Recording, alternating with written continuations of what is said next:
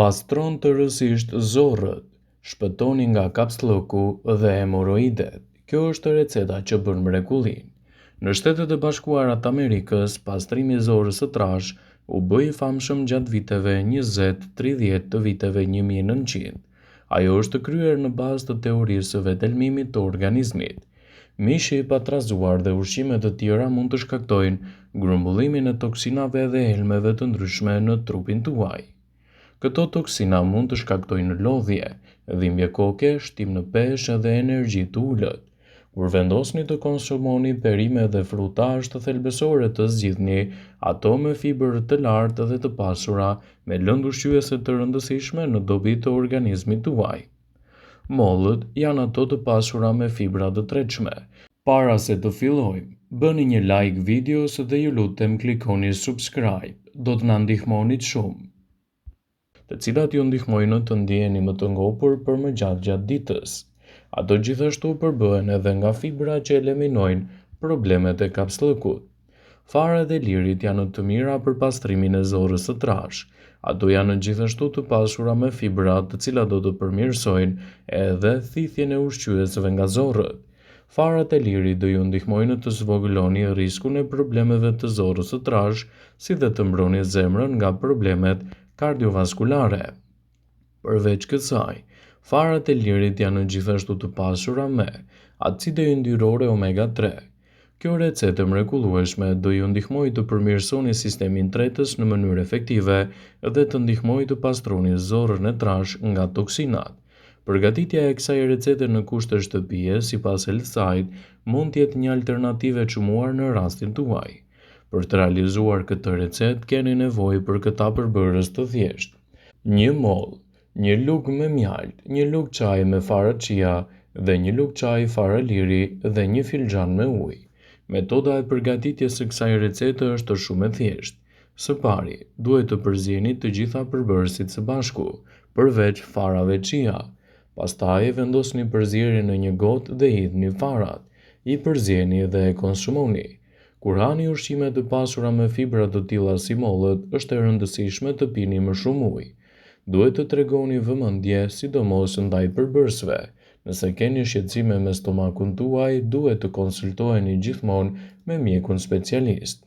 Për të ndihmuar në pastrimin e zorrës së trashë, duhet të ndërmerrni disa hapa bazë, të rregulloni dietën tuaj dhe të lehtësoni gjithashtu edhe komplikacionet e tretjes. Pastrimi i zorrës së trashë është një trajtim i mirë alternativ, që në kushte shtëpie mund të japë rezultate fantastike, për sa kohë ndiqni edhe trajtimet me receta natyrale.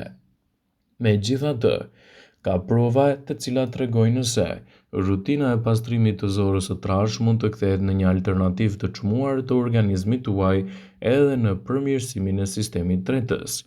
Ekspertët tregojnë se për të pastruar zorrën e trashë duhet të ndërmerrni disa hapa bazë të cilat do ju lehtësojnë tretjen dhe do ta përmirësojnë atë. Sipas ekspertëve, për të përmirësuar zorrën e trashë dhe funksionet e saj dhe të mos vuani nga shqetësimet e kapslëkut, duhet të ndryshoni regjimin tuaj ushqimor dhe jo vetëm. Sipas Step12, do të rëndisim disa mënyra alternative, të cilat do ju ndihmojnë të keni një tretje më efektive, të mos vuani nga problemet e kapslëkut dhe të keni gjithashtu sa më pak probleme me zorrën e trashë. Në dietën tuaj për një tretje më të mirë dhe më pak komplikacione, duhet të shtoni sasinë e ujit që konsumoni. Përdorimi i ujit është një nga mënyrat më të mira alternative për të siguruar pastrimin e zorrës së trashë në mënyrë natyrale. Uji lag jashtëqitjen dhe jep masë, duke bërë më të lehtë kalimin përmes zorrëve. Njerëzit të cilët janë të dehidratuar kanë lëvizje më pak të shpeshta të zorrëve, pasi trupi i tyre përpiqet që ta mbajë ujin. Gjithashtu, ai rrithith ujin nga zorët duke bërë jashtëqitjen akoma dhe më të thatë. E vështirë gjithashtu që të kalojë poshtë. Nevojat ditore të hidratimit ndryshojnë nga personi në person, por ekspertët sugjerojnë që ju të konsumoni të paktën 2 deri në 3 litra ujë në varësi të aktiviteteve tuaja që keni gjatë ditës. Sa më shumë djersiteni gjatë ditës, aq më shumë nevojë ka trupi juaj për më shumë ujë. Lëngjet e frutave dhe të perimeve gjithashtu janë një alternativë e çmuar ushqyese në dobi të organizmit tuaj. Lëngjet e frutave dhe të perimeve përmbajnë shumë komponentë që mund të ndihmojnë në pastrimin e zorrëve, përfshirë fibrat, fitokimikatet dhe sheqerna natyral që veprojnë gjithashtu si laksativ si sorbitol dhe fruktozë. Lëngjet më të mira të cilat do ju ndihmojnë kundër këtyre komplikacioneve janë lëngu i mollës, kumullave të thata, dardhës, bananeve, kivit, rrushit, kumbullave dhe limonit.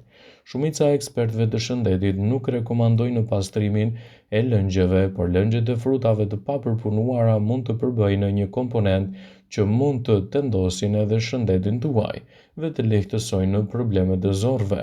Në rast se vuani nga diabeti, gjithmonë zgjidhni lëngun që ju përshtatet më mirë. Fibrat në dietën tuaj duhet të merren në mënyrë të rregullt.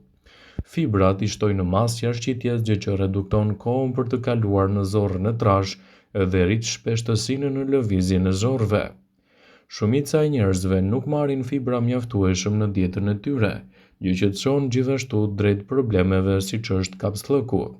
Sasia aktuale ditore e fibrave për shumicën e të rriturve është nga 25 deri në 30 gram çdo ditë. Shumë ushqime natyrale janë plot të pasura me fibra, duke përfshirë këtu edhe arrat, fasulet, farat, manaferat, gjithashtu drithrat dhe thekrorët e tjerë. Nëse njerëzit nuk marrin fibra të mjaftueshme përmes dietës së tyre ushqyese, atëherë do të fillojnë të krijojnë vështirësi në tretje dhe të shkaktojnë edhe probleme me konstipacionin. Ushqimet e fermentuara janë miq më të mirë të shëndetit të zorrëve. Ushqimet e fermentuara mund të përmbajnë nivele të mira të probiotikëve. Këto bakterie mund të kenë efekte pozitive në mikrobiomën e zorrës, gjë që e bën atë shumë të dobishme në aktivitetet tuaja ditore. Është e rëndësishme që ushqimet e fermentuara siç është kosi, uthulla e mollës, lëngu i turshive dhe turshit e ndryshme mund të jenë një zgjidhje shumë e mirë kundër këtyre komplikacioneve. Një rishikim i vitit 2023 hulumtoi se probiotikët janë të dobishëm edhe në lehtësimin e problemeve të zorrës së trashë dhe lehtësimin gjithashtu edhe kundër këtyre komplikacioneve.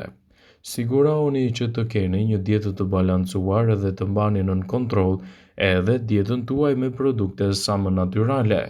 Ndiqni dietën e këshilluar nga eksperti për të evituar problemet e komplikacioneve të rezistencës së zorrës. Nisë shteja rezistente është një tjetër alternativë shumë e çmuar në dietën tuaj, çka do të sjellë rezultate fantastike edhe për ata persona që kanë një tretje të dobët. Disa ushqime të cilat përmbajnë nisështe rezistente, një lloj sheqeri, është e vështirë që trupi ta shpërbëjë. Këto nisështe mbeten kryesisht të patretura dhe i shtojnë masë jashtëqitjes. Sa më e madhe të jetë pesha e jashtëqitjes, aq më shpejt stimulohet zorra për të zbrazur si duhet. Ndaj, nëse jeni një person që vuani kryesisht nga këto shqetësime, ndjekja e kësaj recete në dietën tuaj mund të jetë gjithashtu një lehtësim shumë i mirë i situatave tuaja emergjente. Është e rëndësishme që ushqime të tilla t'i përfshini në dietën tuaj. Lëngu i limonit është një tjetër alternativë, çka do të sjellë rezultate fantastike për personat që kanë probleme me tretjen. Flavonoidët të agrumet, siç është për shembull edhe limoni, kanë efekte pozitive në tretjen e zorrëve, duke përmirësuar kështu traktin gastrointestinal dhe duke lehtësuar më mirë edhe situatat e tyre shqetësuese. Nëse jeni një person që vuani nga këto shqetësime her pas here, ndiqni trajtime të specializuara për të evituar komplikacionet. Pastrimi i zorrës së trashë përmes recetave dhe ushqimeve natyrale mund të jetë gjëja më e mirë që mund të ndërmerrni në dobi të shëndetit tuaj. Në dietën tuaj, nëse vuani nga problemet e zorrës së trashë, shtoni mollët.